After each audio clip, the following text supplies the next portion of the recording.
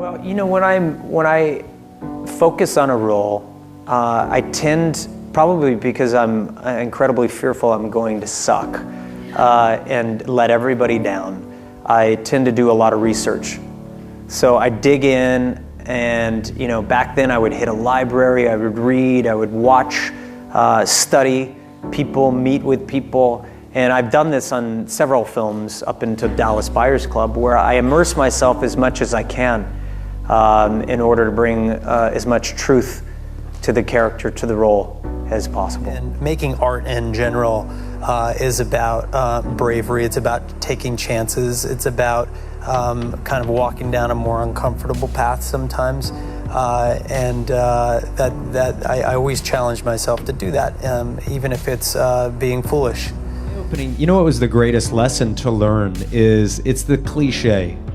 It's that it's so important to fight for what you believe in.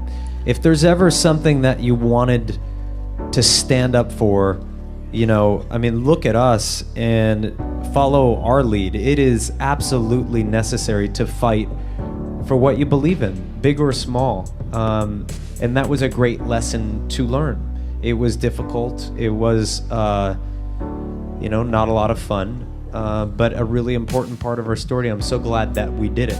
I always knew that I wanted to do something special and something different, something creative with my life. But I certainly never knew that it was inevitable. I knew that certain parts of it were the part that I was going to be on that path no matter what. But like I said before, it's about putting one foot in front of the other.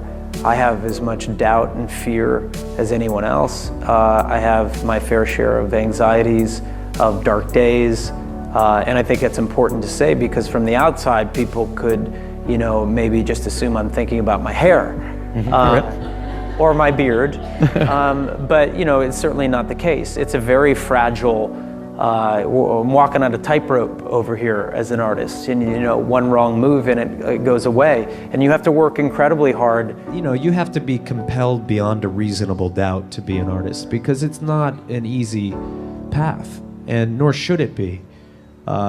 It should be as delicate as the tightrope. It should be challenging. I think it comes from a desire to create things and share them with people, to be of service. When I'm on stage, I really think of it as I'm there to serve you and not myself. I don't think I've ever heard the applause, and you probably know what I mean by this. I'm always thinking, how can I do a better job? I think some people, and maybe I used to think once you got successful, you could, you're successful, and now you can kind of just relax a little bit, but that's not the case at all. You have to pedal even harder. You have to work even more. There are more opportunities that need more time and dedication, and in order to do them well, you have to really hunker down and do the hard work. I think that art in general, you only have as much to offer as you experience. Whether you're a painter or a sculptor or a photographer or an actor. And I experienced a lot of life in that 5.5, 6 years. So I was able to apply that and pour that into the character.